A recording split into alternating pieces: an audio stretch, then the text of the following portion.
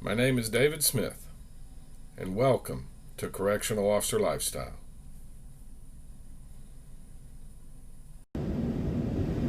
Hey folks, this is David Smith at Correctional Officer Lifestyle. We had a good day today. We had a real good day today. Got back to some grassroots corrections. Loving that. Got back to some grassroots corrections. But you know what? What means more to me than any of that? And yes, I worked today. I did. I worked quite a bit today. I sure did.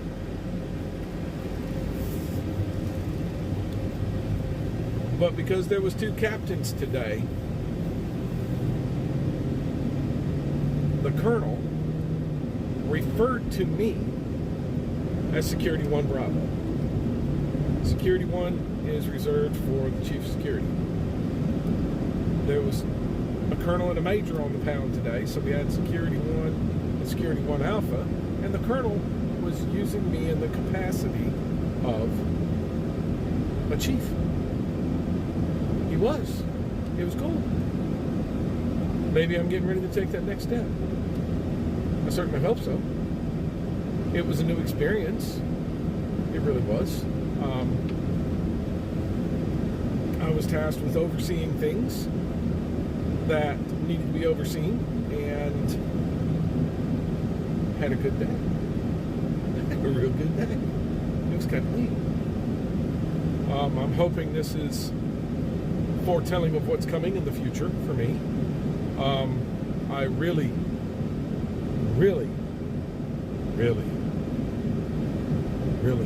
like major. They have not put out another advertisement for the major's pool opening. I don't know if it's because we're still under COVID restrictions. My pool has already been extended once from July to October the 28th, and I don't know if they'll extend it again or if they will just let us interview again. I'm used to not getting promoted on the first interview. That's nothing new to me. I've never had to wait 2 years, but it's nothing new to me. I'm used to not getting promoted on the first interview. Wow, buddy, how much have you had to drink? Holy smokes, fixing to walk into traffic. Okay, he's back on the side. Anyway, like I said, I'm used to it. I don't interview better than everybody. I'm not a politician. So not a politician. Apparently I need to become one, because as you make rank higher than a captain, it is largely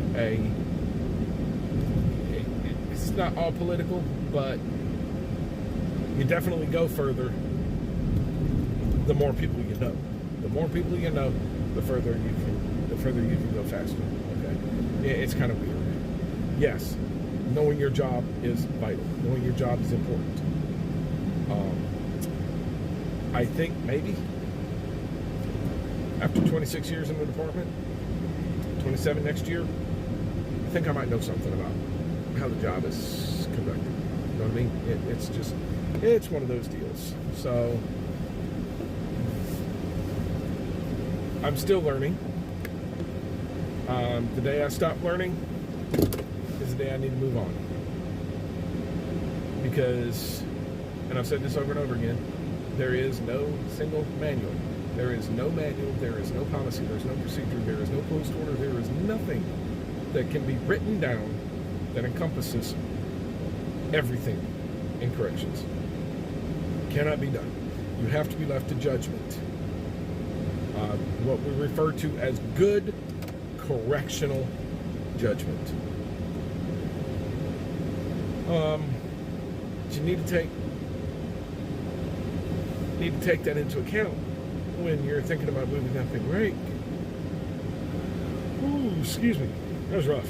When you're thinking about moving up in rank, you need to take it into account the good correctional judgment and everything that you have learned and everything that you are continuing to learn. And I find one of the greatest ways in the world for me to learn is for me to teach. But that's another video all entirely. Nice segue into a video in the future, wasn't it? Anyway, it's one of the best ways in the world for you to learn is for you to teach. But I don't want to stop learning. If I stop learning, then I'm doing it wrong. I had a pastor once tell me, and I have 2 or 3 pastors from 2 or 3 different churches tell me that with relationship with Christ, right relationship with Christ, if you're not moving forward, then you're moving backwards. There's no such thing as standing still. Okay, well, the same can be said for the Department of Corrections, for the job of corrections. If you are not learning and advancing, you're going backwards. There's no such thing as standing still. No such thing as being stagnant. I learn something every day. I do. I learn something new every single day. If I don't learn something new every day, I'm doing it wrong. I don't like doing it wrong. I want to do it right. So, it was a good day. I got to work out of class-ish. I was still on the compound. I was still acting in the capacity of a captain for the most part, but I did have extra tasks assigned to me from the Chief of Security to be enacted upon as though I was an acting chief. I loved it. I thought it was a great time. I thought it was a good time. I hope I get more of it in the future. Preferably with the rank and a significant pay raise, but you know, it is what it is. At this point in my career, the experience is okay. I want the rank and I want the pay raise, but the experience, excuse me, the experience is okay. You know what I mean? So, quite pleased. I got to see a glimpse into the other side of things. A glimpse. And I kind of like what I see. I do. Kind of like what I see. I'm looking forward to getting there and actually making it happen. All right, folks. Tomorrow is October 1st. October 1. That's tomorrow. I think I'm right on that. I hope I'm right on that. It's only 30 days in September. Today's September 30th. So yeah, tomorrow, October 1st. All right. Tomorrow is October 1st. Tomorrow is the start of Domestic Violence Awareness Month. That's when we kick it off, Domestic Violence Awareness Month. Let me tell you something, folks. I know that I've been giving a lot of lip service to domestic violence awareness, and I know that I say the same thing every single day.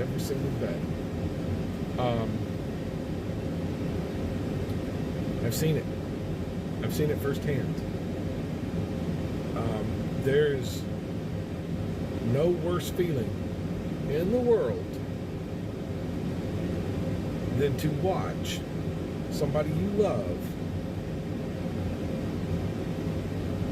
being hit by somebody else you love and you not being strong enough to do anything about it. I've seen it. I was there. I was 10. I was 10 years old, and it was between my grandfather and my grandmother, whom I was living with at the time, because Navy family, the Navy moved my dad to another town, and I was, I think, 3 weeks shy of finishing the 5th grade.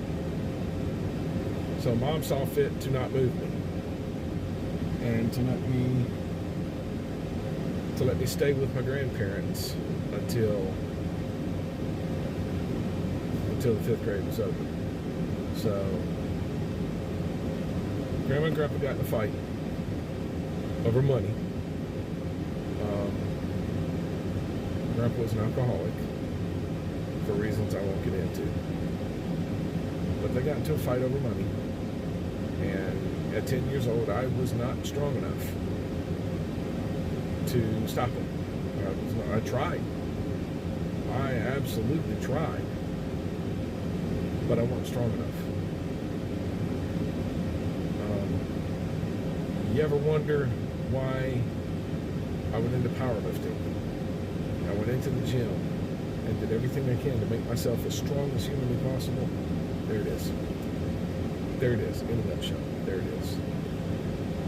That was my first experience with domestic violence. And I'm honestly glad that it didn't happen when I was older and strong enough to do something about it. Because that could have turned ugly, and it could have turned ugly quick. My grandmother was the absolute world to me when I was a child, when I was young.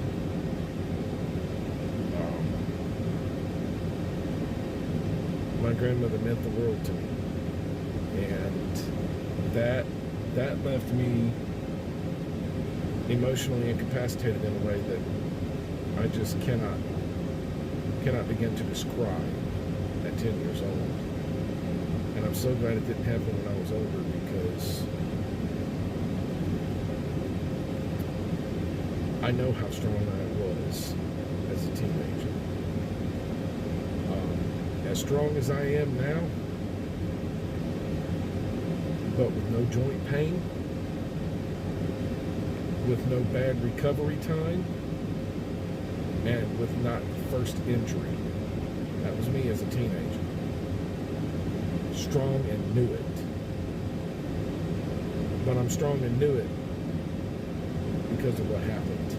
I'm glad that it happened when it did.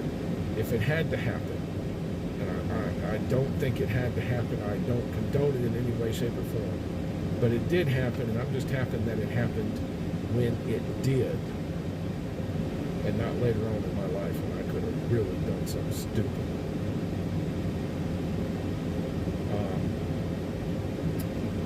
Since that time, I came up with a mantra for my kids. They have heard me say this my entire life, every single day of my life. I don't think they ever understood why. Do not answer words with violence. Don't do it. Don't answer words with violence. There's a reason I say that. I don't like talking about it, but it happened.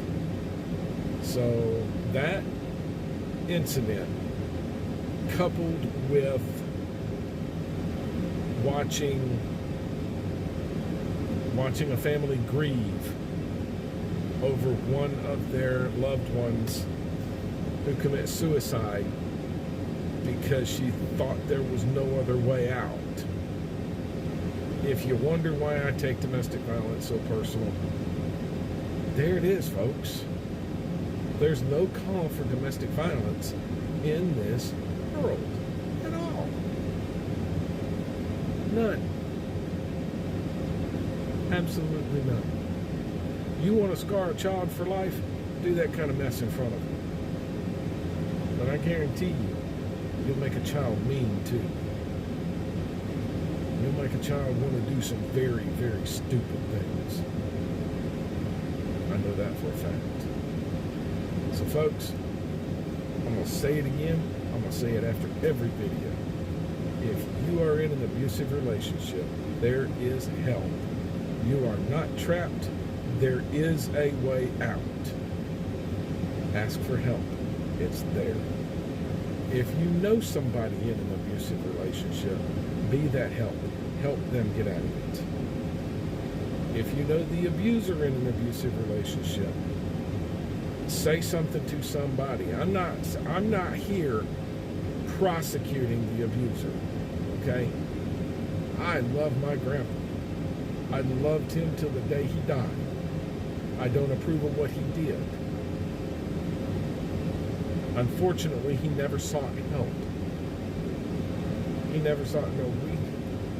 We tried to offer him help. I was very happy my uncle didn't kill him in the front yard. Very well could have happened. But I didn't hate my grandpa. Yes, he was an abuser. That particular instance. I don't know of any other instance, but that particular instance, he was an abuser. But I didn't hate him. There's no sense in it. He needed help. We tried to help him. Okay? Which comes to my last point. If you are the abuser, there is help. But you have to admit that you need it. Nobody's going to provide it unless you tell them you need it and you ask for it. Okay? Because if you don't admit that you need it, then you'll never accept it. Domestic violence awareness is real, folks. It's real. It's scary. It hurts people. It doesn't just hurt the two people involved. It hurts everyone, especially children. Okay? The only way we can stop it from passing generationally is to stop teaching it. And the only way children are going to learn it is through experience with it and watching it happen. Folks, it doesn't need to happen. We can make it go away. We just have to work at it. Alright? If you like the video, please hit the like button. If you want to see more, hit the subscribe button. Please make sure you hit that bell for notifications when I post new videos. And please, if you have something that you want to say, please leave me some feedback. Hit me up in the comments section. Alright? It's Dave Smith at Correctional Officer Lifestyle. I am my brother's keeper. I am my sister's keeper. Y'all stay safe behind that fence. See you in the next video.